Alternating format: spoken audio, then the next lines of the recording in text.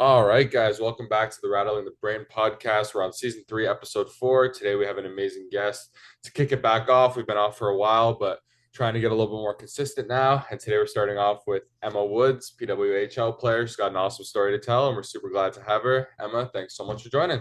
Yeah, thanks for having me on. So just to kind of start off, talk to us a little bit about your hockey career leading up to this point. So in minor hockey, where did you play and how did you get introduced to the game? Yeah, I got introduced at a young age. I was like 4 or 5 when I first started playing. Actually out in Creston, British Columbia, which is where my parents live now. But I didn't grow up out there, but we lived out there for about a year and a half, and it just happened to be the time that I started playing. I have a twin brother, so that was probably part of the reason why I decided to strap on the hockey skates, not the figure skates like my sister. But also, I think just my dad's a big hockey fan. Same with my mom; she comes from a hockey family, so.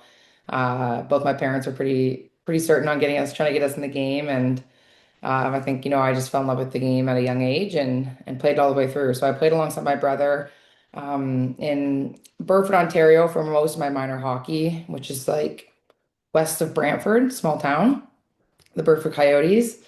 And so yeah, I played with the boys. I was the only girl like in the minor hockey organization at the time, which is cool to see now, like how many more girls are playing in that area, but obviously just across North America and beyond. But yeah, I played minor hockey there, and then I started playing with the girls. I started playing in Brantford with the girls when I was like 13.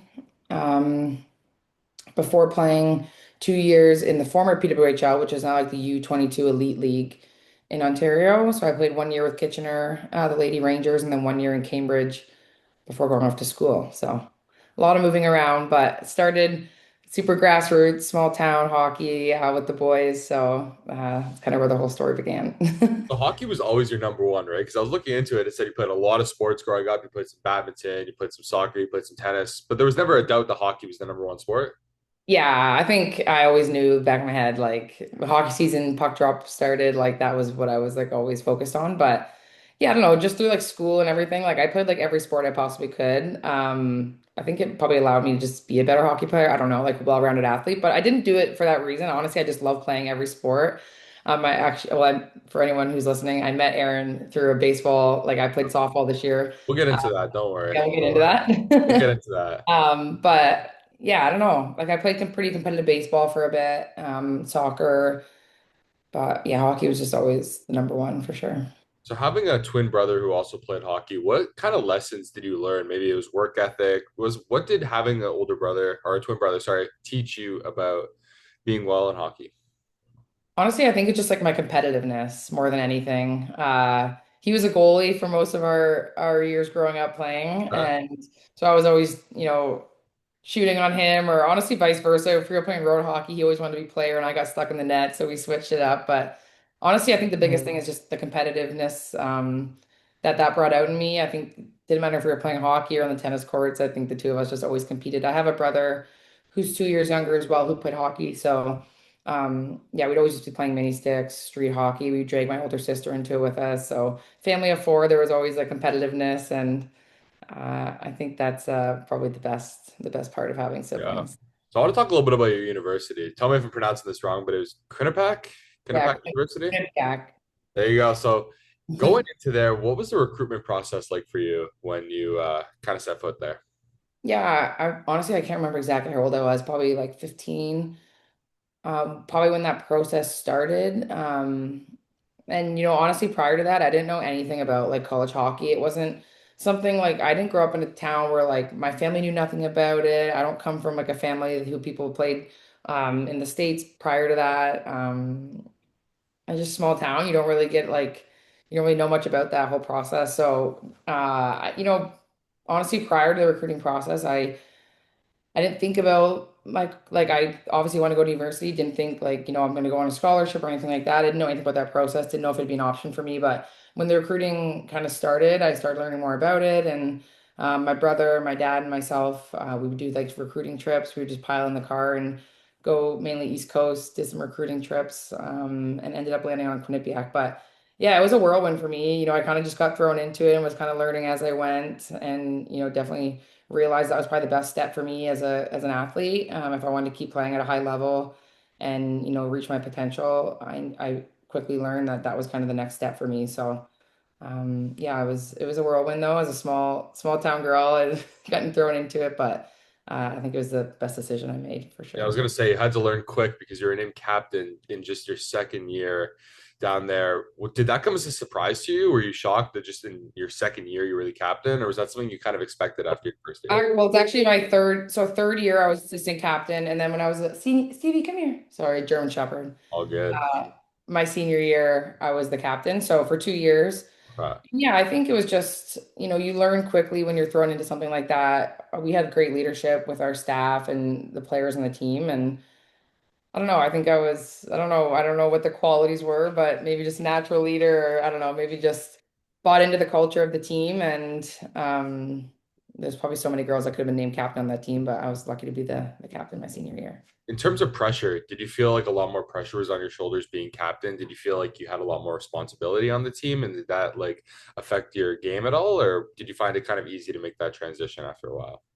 Honestly, I didn't think it was, it is added pressure, I would say a little bit, but I think the years prior to, you kind of learn from the captains that come before you. And I think they just also did such a good job recruiting at Quinnipiac. Like there were so many leaders on that team and people that I was learning from on a daily basis. Like even though I had the C on my jersey, like my classmates and all the people that I was surrounded with, like, you kind of just like lean into their strengths and then try to highlight your own. And I think it just kind of works. But um yeah, I don't know. I was obviously it was a privilege to be the captain for sure, and we had a successful team. I was the assistant captain when we won the ECAC championship my junior year, which was a huge step in my career. So, yeah.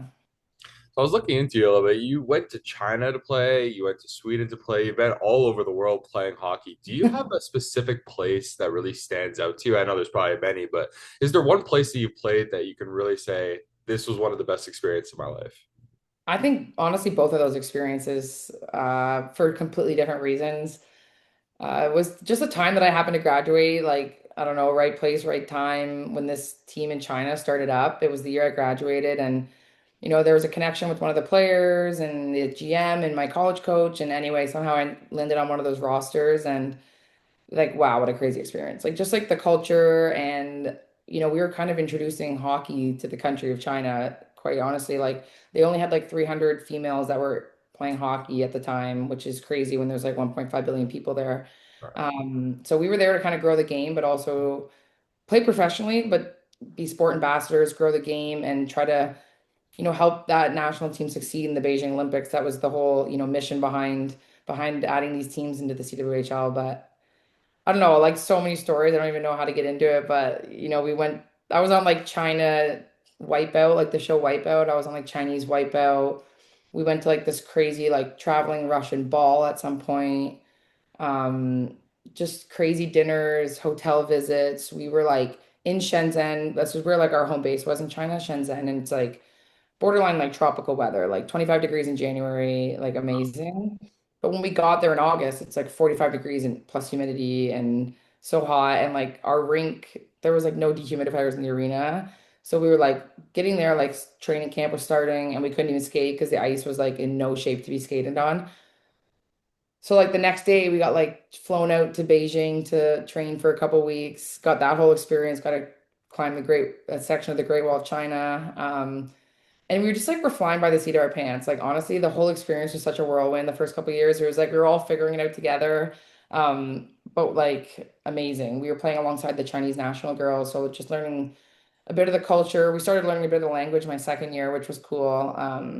Unfortunately, I don't practice Mandarin on a regular basis, so I We'll keep couldn't it in recite English for the rest couldn't of the recite most of what I learned. But yeah, it was just a cool experience. So I did that for 2 years. We were actually a part of the Canadian Women's League, despite being like located in China. So each of the Canadian or American teams would fly to us once a season and play like a 3-game series in 10 days or whatever it was. And then we traveled a ton, like back and forth to North America. So we were on the road all year, and yeah, it was a crazy experience. And honestly, I wouldn't trade it for anything. But going from China to Leksand, Sweden, which is like a small town in Sweden, like hockey is like life there. Like there's more people at the men's games in that arena than there are population in the town. Like it's just people come from all over. Yeah. So incredible. that was like a breath of fresh air for me, though. I think I don't know, we I was like right up on like set up in a cabin on the lake. Like it was just like refreshing. It was definitely like a good time in my life. And yeah, I appreciated that experience as well. So So what kind are of the odds that crazy. there's sorry, Gabe, what are the odds that there's film of this Chinese wipeout? Because I really want to see that. And I will be adding it. My film is not good because I was like one of the Uh-huh. last ones to go and like I was so hyped. Like there was a few girls on the team that did it alongside other contestants. Yeah.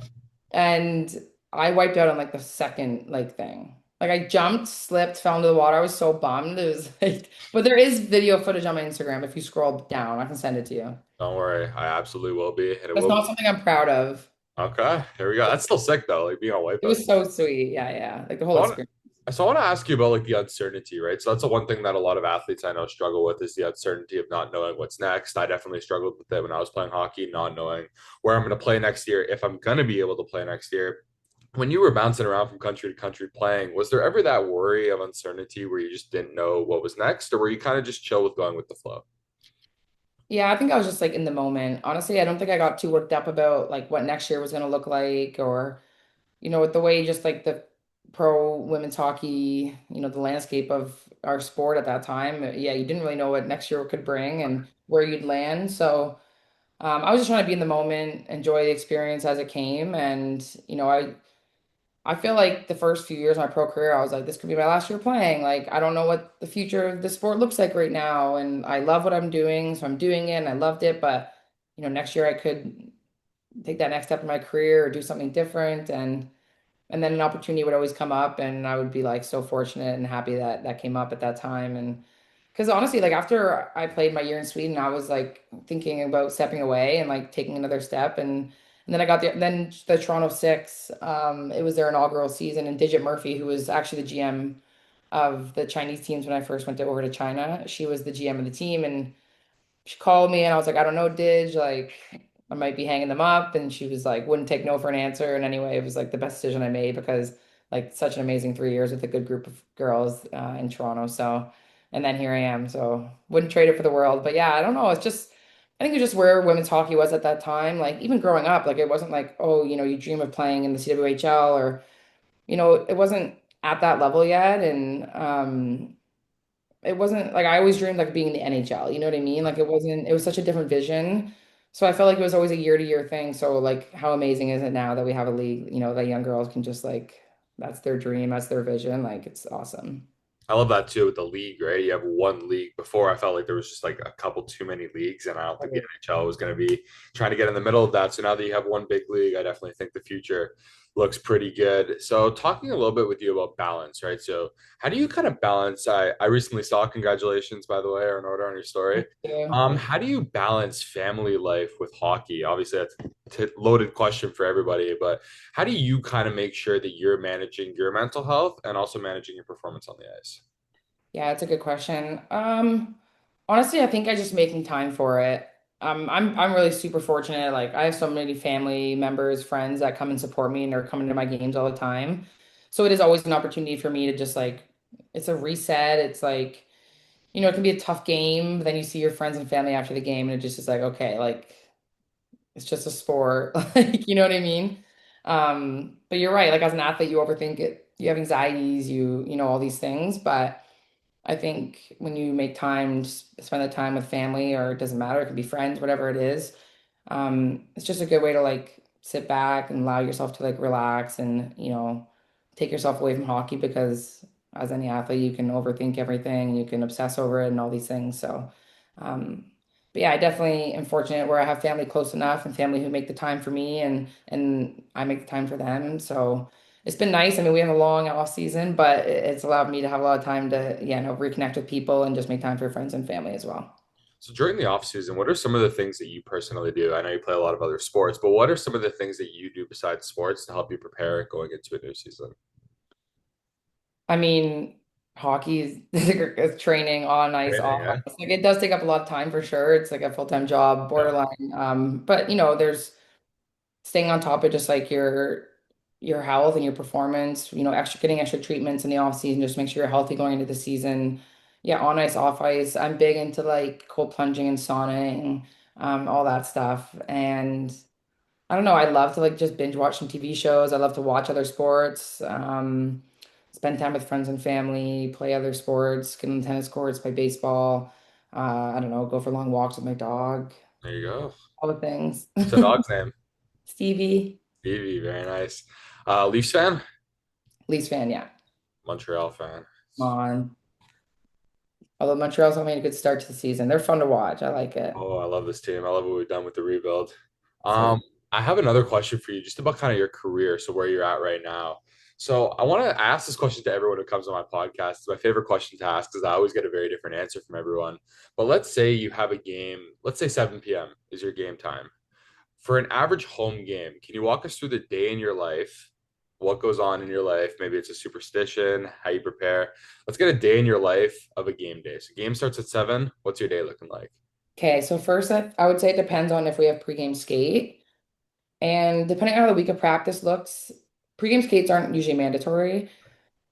I will choose to skate or not. So if I do skate, it's usually around maybe like 11 a.m. So I'm like, sleeping till 9, waking up, eating breakfast, having some coffee, going to pregame skate, come home, eat something, nap. Okay, probably around 2 o'clock, nap time. Wake up, pregame meal. So regardless of the time, my pregame meal always leans more towards like a breakfast meal, Right. something that just like I'm used to eating on a daily basis, like whether it's like oatmeal, eggs, avocado toast, potatoes, that kind of vibe. Okay. Um, Sometimes for the 7 p.m. I'll have that as like an early meal and then something light, like a piece of chicken and some salad and potatoes or rice closer to the game. And then I leave for the game around like 4 o'clock. So days goes quick. There you go. If I'm not skating, I'll usually sleep in as much as I can, wake up, enjoy coffee, do some like mobility, have a big breakfast, go for a walk, nap, pregame meal, game day. Oh, you have a specific pregame meal or switch it up every time? I switch it up. I feel like I don't get too obsessed with it, like because when we're on the road, it looks different.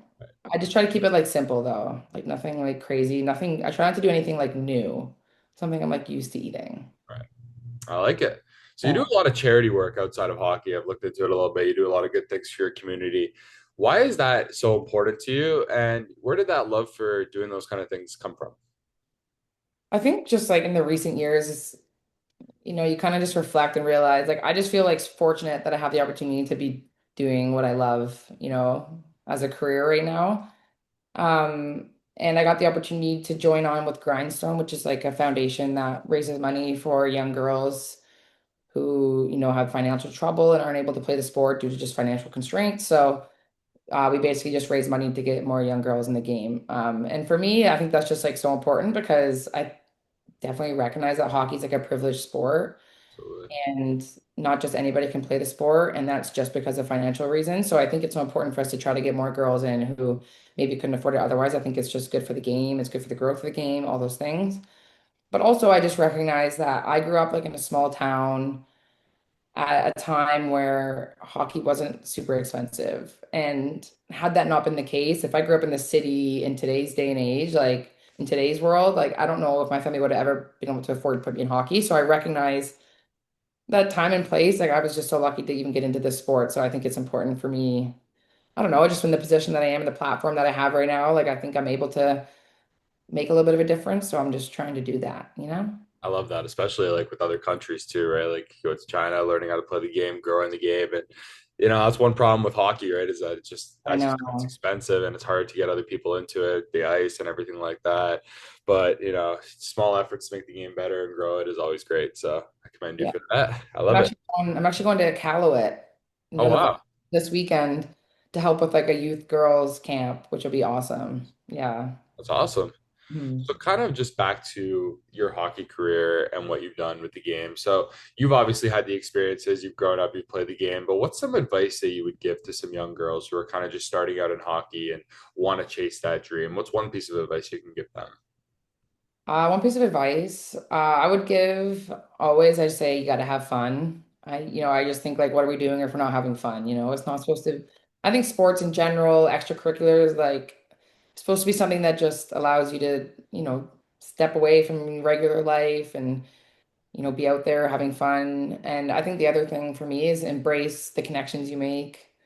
Through all my years of playing, like it's crazy the amount of people I've met and the amount of friendships and long-term connections that I've made just through this sport. So I think, embrace that as you grow up. Like you're going to meet people who you're going to be friends with forever. You're going to meet someone who, you may open up an opportunity for you down the road, all these things. I think it's so important to just embrace the connections you make through, but most importantly, I think it's always to have fun. So, last question for you. The one thing that I really focus on my podcast is mental health. It's quite literally the reason why I started the podcast is because I want to raise more awareness for, people who play the game, people who struggle through the game, and really show people that it's not, what you see on screen isn't always what's going on with the athlete. So, obviously, you play professional hockey, you have kind of an inside track to this, but have you seen more improvement from the league and from teams to focus on mental health a little bit more in sport? Have you seen them kind of nail down the issues of mental health? Have you seen them take it a lot more seriously from when you started to now? Yeah, definitely. I think since day one with the PWHL, it's been known that there's resources available for the players. There is education. I think there can always be more education for sure. But I think, we've all done a good job of creating a space where it's okay to have struggles. And I think the league has done a good job of building resources that, give the players the option if they need the extra help, which I think is amazing. It can be regular life, it can be sports, like anything can bring on those kind of troubles and struggles. And, sometimes the person next to you may not even recognize it. So I think, we have to look out for each other, but I think it's also like, use the resources available to us because that stuff's important. Absolutely. And it's the best of the best who face this too, right? It's not just the minor athletes. It's, guys from Carey Price to, I Yeah. interviewed Olympic gold medalist Paul Rosen on here a little while ago, one of my good friends who, was winning gold medals. And at the same time, it just wasn't enough for the mental health. So it's recognizing that people still struggle even when going through success. And it's good to hear that the league is kind of focusing on that a little bit more. I actually lied. I have one more final question. Hear So, it. Rattling the Brain host, myself, only host ever, was playing softball on his Thursday team and got invited to come out and play on Monday, where Emma Woods plays. On a scale of 1 to 10, how do you think you would rank my skills in left field? I would give you like a 8, 7. Okay, okay, I'll take that. Like first time you joined a team you're not a part of, and I think you just like crushed it. I don't know. Well, Zach actually reached out to me a week ago and asked me if I would play full time. Would that be something you would support? Let's go. Full support. Full support, contract signed. Contract sign. Let's go. All right, you guys heard it 2026 here. roster. 2026 There roster. we go. Don't doubt my softball skills. Not just hockey. All right. Thank you so much for your time, Emma. It's a Love great it. interview. Gonna post it out on YouTube, everything. I'll tag you on it as well. Thank you so much for your time, and we'll see you guys in the next episode. Awesome. Thanks. Thanks, Aaron.